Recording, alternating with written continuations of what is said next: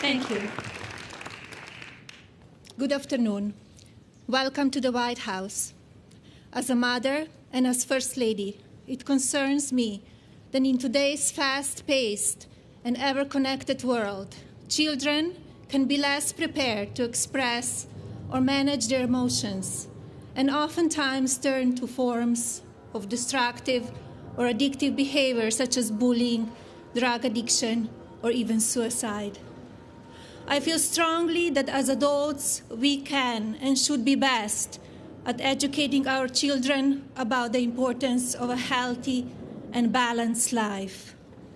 So today, I'm very excited to announce Be Best, an awareness campaign dedicated to the most valuable and fragile among us, our children.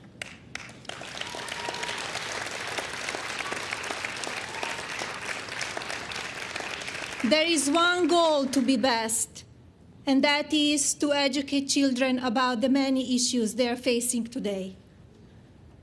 If we truly listen to what our kids have to say, whether it be their concerns or ideas, adults can provide them the support and tools they need to grow up to be happy and productive adults who contribute positively to society and their global communities.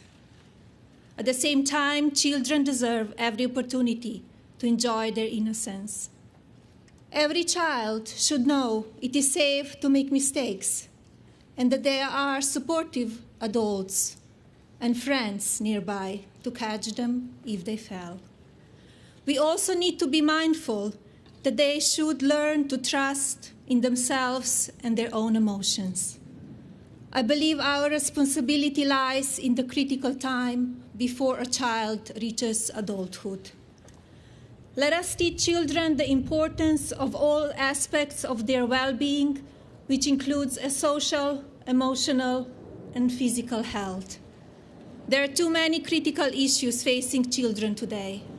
So the three main pillars of Be Best will include well-being, social media use, and opioid abuse.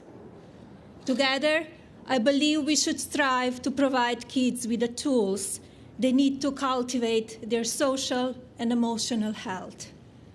We can and should teach children the importance of social and self-awareness, positive relationship skills, and responsible decision-making. Once a child understands these vital skills, they will be able to communicate openly with one another and instill positive feelings of mutual respect, compassion, and self-esteem. Let us teach our children the difference between right and wrong and encourage them to be best in their individual paths in life. Take, for example, Christian Bucks, a young man from York, Pennsylvania, who is here with us today. When he was in second grade, Christian introduced the Buddy Bench at his elementary school to address loneliness and help other kids build new friendships. The Buddy Bench allows classmates to connect during recess and helps ensure that no student feels lonely. If a child sits on the bench, it signals other students to come over and ask them to play. Christian school and community embrace the Buddy Bench, and today at least one can be found in all 50 states. Thank you, Christian, for your commitment to kindness. You should be very proud of your work, which is, I know, help countless children. Please stand up.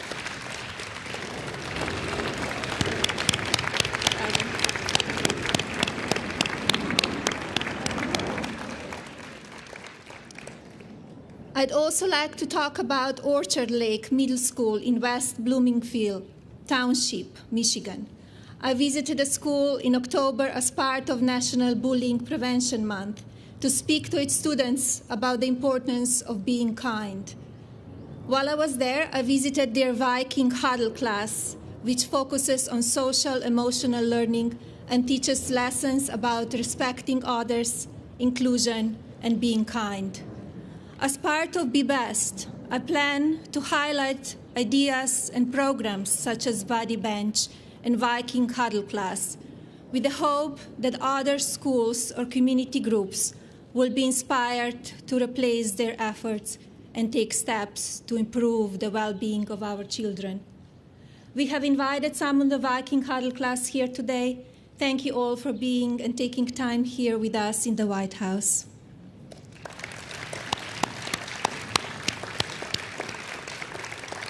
As we all know, social media can be both positively and negatively affect on our children, but too often it's used in negative ways. When children learn positive online behaviors early on, social media can be used in productive ways and can affect positive change. I do believe that children should be both seen and heard, and it is our responsibility as adults to educate and remind them that when they are using their voices, whether verbally or online, they must choose their words wisely and speak with respect and compassion. As an example, Kalani Goldberg, an 8th grade student from Arizona, posted a video to her social media account to share the challenges she faced from bullies. In the video, she said, "Every day you're hurting me. Every day you're hurting each other. So please stop. Stop hurting me." Kalani and her family have joined us here today, and I'm happy to report that since posting her video, many have watched it, and most importantly, people have reached out to offer support and kindness. Thank you, Kalani, for being brave enough to share your story and also for using your experience to bring positive change. Please stand up, Kalani.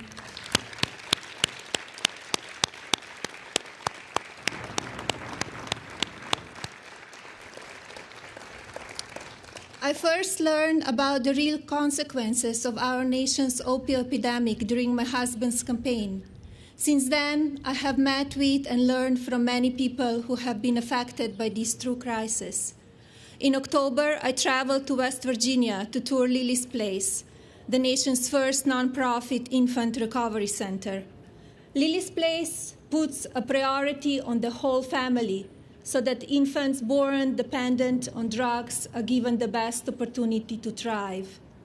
They have been successful in this endeavor because parents are also given the support and tools needed to recover and succeed.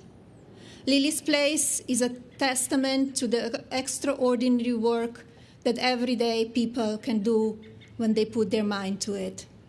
I will use Be Best to bring attention to programs such as this in order to encourage conversation and replication. In February, I went to Cincinnati Children's Hospital in Ohio, and a panel of doctors briefed me on the devastating effects that opioids are having, but also their important research on neonatal abstinence syndrome. I'm pleased to say that the representatives from both Lily's Place and Cincinnati Children's Hospital are here today.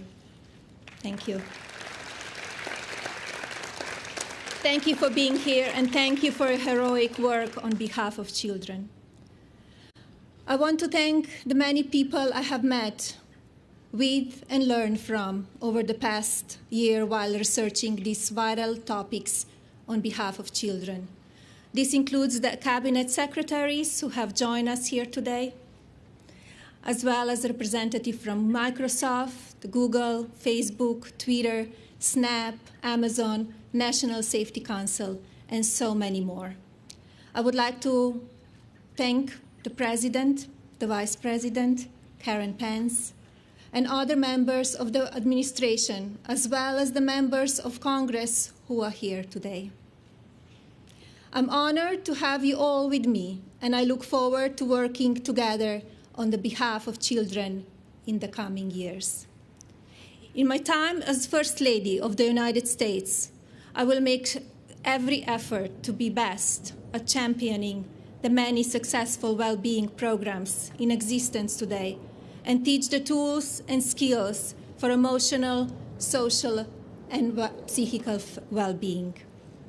I will also work to shine a spotlight on the people, organizations, and programs across the country that are helping children overcome the many issues they're facing as they grow up. I will continue speaking with leaders in the technology industry about children's online habits and raising awareness around the importance of positive behaviors. I will continue to work with those who are fighting drug addiction. And most importantly, I will continue to travel and speak to children directly about both their victories and difficult realities they face. My hope is that together we can be best at helping children and families find effective ways to educate themselves and support each other. I'm asking you all to join me in providing support and guidance to our children so that we can make a real difference. How we raise and educate our children on a variety of topics will provide the blueprint for the next generation. Together, let's encourage children to dream big, think big, and do all they can to be best in everything that they do. Thank you all for being here today. God bless you, your families, our children, and God bless the United States of America.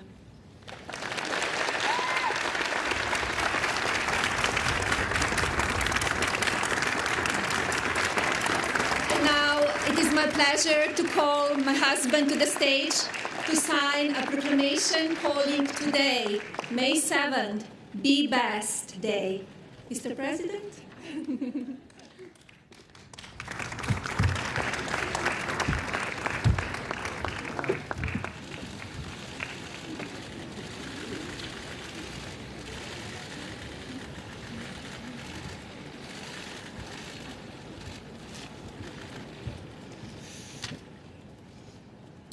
Melania, thank you very much. That was truly a beautiful and heartfelt speech. It's the way she feels, very strongly. America is truly blessed to have a First Lady who is so devoted to our country and to our children. Over the past 15 months, Melania has visited hospitals, schools, families who have suffered from the opioid crisis and suffered very deeply. Everywhere she has gone, Americans have been touched by her sincerity, moved by her grace, and lifted by her love. Melania, your care and compassion for our nation's children, and I have to say this, and I say it to you all the time, inspires us all. Today we pledge to be best. Best for our families, best for our communities, and best for our nation. And now I am proud to sign the Be Best proclamation, and I think you all know who's going to get the pen. Thank you.